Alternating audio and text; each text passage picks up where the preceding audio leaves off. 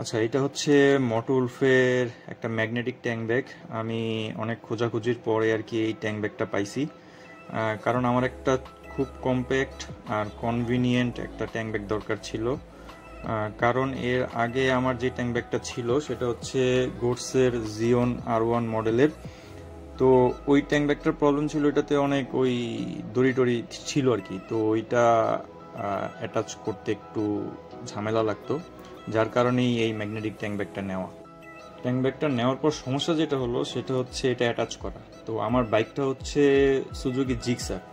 তো জিক্সারের ট্যাঙ্কের উপরের অংশটা হচ্ছে প্লাস্টিক বিল্ড। তো প্লাস্টিকের মধ্যে তো আর ম্যাগনেটিক ট্যাঙ্ক ব্যাগ অ্যাটাচ করা যাবে না। তো এইটা অ্যাটাচ করার জন্য আমি একটা এক্সপেরিমেন্ট করছি আর কি। তো এই যে কাগজের অংশটা, এই অংশটা হচ্ছে জিক্সারের ট্যাঙ্কের উপরের পার্টের একটা ডিজাইন, ওই অনুযায়ী হচ্ছে আমি এই অংশটাকে কাটছি কাগজে।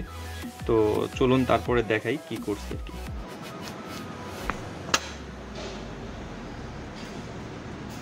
এক্সপেরিমেন্টে কাজ হবে কিনা জানি না, দেখি হয় নাকি। আরে বাবা, হেভি স্ট্রং ম্যাগনেট। আচ্ছা, এটা হচ্ছে এর পরবর্তী পার্ট। আমি কাগজ কেটে যেই আর কি ডাইসটা বানাইছিলাম আর কি। তো এটা হচ্ছে ওই ভাই মনিটর উপরে বসায় ইলাস্ট্রেটর দিয়ে আর কি মাপ দিয়ে দেখতেছে। ইলাস্ট্রেটর এটা ডিজাইনটা করে এরপরে হচ্ছে এই ফাইলটাকে আবার হচ্ছে লেজার কাটিংয়ের জন্য ফাইনাল জায়গাতে পাঠাবে। তারপর হচ্ছে লেজার কাটিংটা হবে। তো উনি এখন হচ্ছে ইলাস্ট্রেটর ফাইলটা লেজার কাটিংয়ের যেই মেশিনটা আছে ওইটার যে কম্পিউটার, ওইটার মধ্যে হচ্ছে ফাইলটা চলে আসছে। এখন উনি ফাইনালি আরেকবার মাপযোগ করে নিতেছে, তারপর হচ্ছে ফাইনাল লেজার কাটিংয়ে যাবে আর কি। আচ্ছা, এইবার হচ্ছে ফাইনাল লেজার কাটটা হবে। তো এই লোহার পাতের উপর হচ্ছে লেজারটা কি হবে, ওই ডিজাইনটাকে কাটে, এটাই দেখেন একেবারে সুন্দর নিখুঁতভাবে কেটে ফেলবে আর কি। এই যে এখন এইগুলো হচ্ছে স্ক্রু লাগানোর যেই ছিদ্রগুলো থাকবে ওইটা বানাইতেছে। এরপর হচ্ছে একদম মাপে মাপে কেটে ফেলবে। মাঝখানে আসলে কেটে ফেললো, পড়ে যাবে এখন। হচ্ছে সাইডের অংশটা কাটতেছে।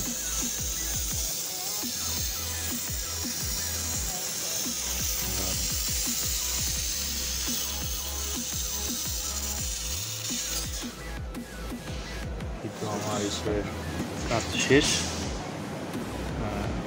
খুব গরম ছিল এটা, একেবারে মাপ মতো হয়েছে।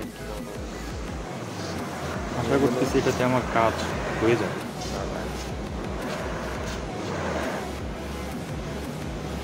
আচ্ছা, এইবার হচ্ছে কালার করার পালা। আমি একটা ব্ল্যাক ম্যাট কালার করে ফেললাম এটারে, যাতে ট্যাঙ্কের উপরে বসানোর পর খুব বেশি একটা চোখে না লাগে। তো ম্যাট কালার করার পরে ভালোই লাগতেছিল, খারাপ না। দুই পাশেই কালার করে দিছি। তো এইটা এখন শুকানোর পালা। মেটালের পার্টের রংটা শুকানোর পর হচ্ছে আমি বোথ সাইড টেপ ব্যবহার করেছি, কারণ এটা যেহেতু এক্সপেরিমেন্ট এই জন্য প্রথমে স্ক্রু ব্যবহার করিনি, বোথ সাইড টেপটা ব্যবহার।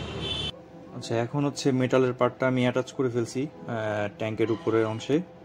তো মোটামুটি ভালোই স্ট্রং হয়েছে, মানে বোথ সাইড টেপেও ভালোই স্ট্রং হয়েছে, পড়বে না, ভালোই শক্ত হয়েছে। তো এখন হচ্ছে ব্যাগটা লাগাই দেখবো আসলে কি হয়। এই হচ্ছে আমার বাইক, আর আমার বাইকের উপরে ট্যাঙ্ক ব্যাগটা আলহামদুলিল্লাহ সুন্দরভাবে অ্যাটাচ হয়ে গেছে। যেই পরিমাণ স্ট্রং আছে ম্যাগনেটটা, আশা করতেছি খুব বেশি একটা সমস্যা হবে না বা পড়ে যাওয়ারও কোনো চান্স নেই। এই ব্যাগটা মূলত নেওয়া হচ্ছে কখনো কোথাও ঘুরতে গেলে ড্রোনের ব্যাটারি অথবা গোপ্রোর ব্যাটারিটা চার্জ করতে একটু ঝামেলা হয়। তো ওই সমস্যাটা সমাধানের জন্যই এই ব্যাগটা মূলত আমার নেয়া। আশা করতেছি আমার কাজ চলে যাবে ভালোভাবে।